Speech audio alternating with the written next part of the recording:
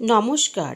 আজকে আমি আপনাদের সঙ্গে শেয়ার করছি একদম দোকানের মতন ছোট গজা। চলুন তাহলে আমরা বানানো শুরু করি। ছোট গজা বানানোর জন্য এখানে আমি নিয়েছি 1 কাপ ময়দা। ময়দার মধ্যে এবারে দিয়ে দেব সামান্য একটু নুন।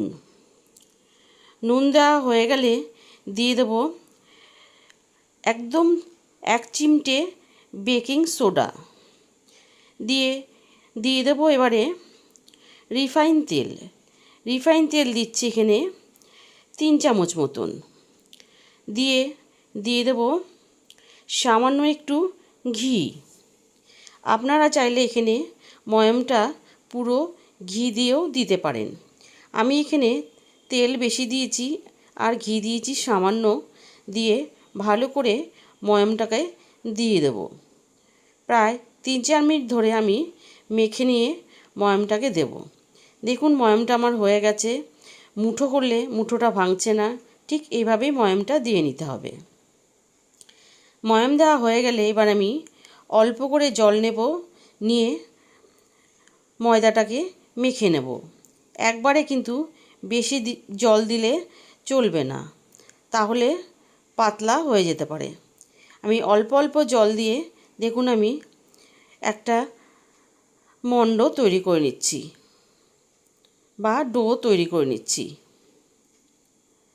দেখুন ডোটা আমার তৈরি করা হয়ে গেছে। এবারে ঢাকা দিয়ে আমি রেখে দেব 10 মিনিট মতন।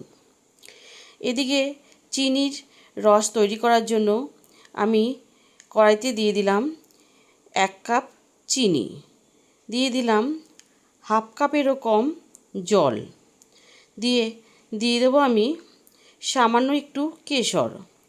আপনারা চাইলে এখানে এলাচও দিতে পারেন। কেশর দিয়ে এবারে আমি রসটাকে 4-5 মিনিট ধরে ফুটিয়ে আমি তৈরি করে নেব। আর এখানে কিন্তু চিনির রসটা পাতলা করলে চলবে না, একটু গাঢ় করেই তৈরি করে নিতে হবে। দেখুন আমার রসটা প্রায় হয়ে এসছে। এবার আমি গ্যাসটাকে অফ করে রেখে দেব। এদিকে আমার ডোটাও একদম রেডি হয়ে গেছে। ডোটাকে আমি প্রথমে গোল করে বেলে নিচ্ছি আর একটু পাতলা করে বেলে নেব। আপনারা দেখে বুঝতে পারছেন যে আমি ডোটা কতটা পাতলা করে বেলছি। বেলে নিয়ে আমি ভাঁজ করে নেব। ভাঁজ করে নিয়ে আবারও বেলে নেব। ঠিক এইভাবেই বেলবো আর ভাঁজ করব আমি প্রায় 3 থেকে 4 বার। এতে করে গজার যে লেয়ারগুলো হবে সেগুলো খুব সুন্দর হবে। দেখুন আমার বেলাটা প্রায় হয়ে এসছে। এবারে আমি গজাগুলোকে কেটে নেব। এবার চাকু দিয়ে প্রথমে আমি লম্বা করে কেটে নিচ্ছি। কেটে নিয়ে তারপরে ছোট ছোট করে গজার আকারে কেটে নেব। দেখুন আমি কতটা ছোট করে কাটছি। ঠিক এইভাবে আমি সব গজাগুলোকে কেটে নেব। বন্ধুরা, সামনেই রথযাত্রা। এই রথযাত্রাতে আপনারা খুব সহজেই কিন্তু বানিয়ে নিতে পারেন এই ছোট গজাগুলো। এবার গজা ভাজার জন্য কড়াইতে আমি আগে থেকেই তেল নিয়েছিলাম। তেলটা গরম হয়ে গেছে। আমি একটা একটা করে গজাগুলোকে দিয়ে দিলাম।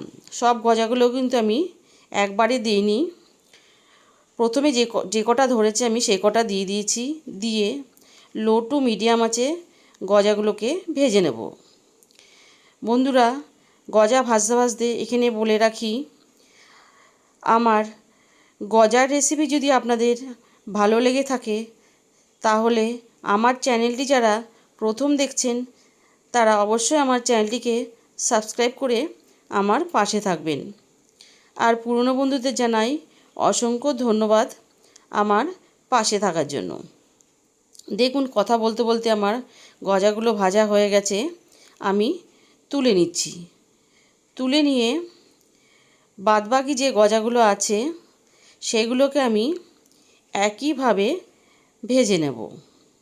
আমি একটা একটা করে সব গজাগুলোকে আবারও দিয়ে দিচ্ছি, দিয়ে একইভাবে আমি ভেজে নিলাম।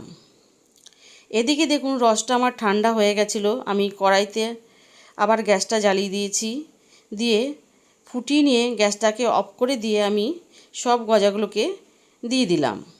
দিয়ে চিনি শিরার সাথে বেশ ভালো করে আমি মিশিয়ে নেব।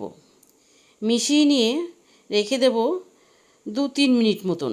এতে করে রসটা ভালোভাবে গজার মধ্যে চলে যাবে। দেখুন রসটা অনেকটাই টেনে নিয়েছে। এবারে আমি রস সেকে গজাগুলোকে তুলে নিচ্ছি। আমি আপনাদের একটা ভেঙে দেখাচ্ছি কতটা সফট হয়েছে। কেমন লাগলো অবশ্যই জানাবেন। ভালো লাগলে লাইক করবেন। সুস্থ থাকবেন, ভালো থাকবেন। ধন্যবাদ।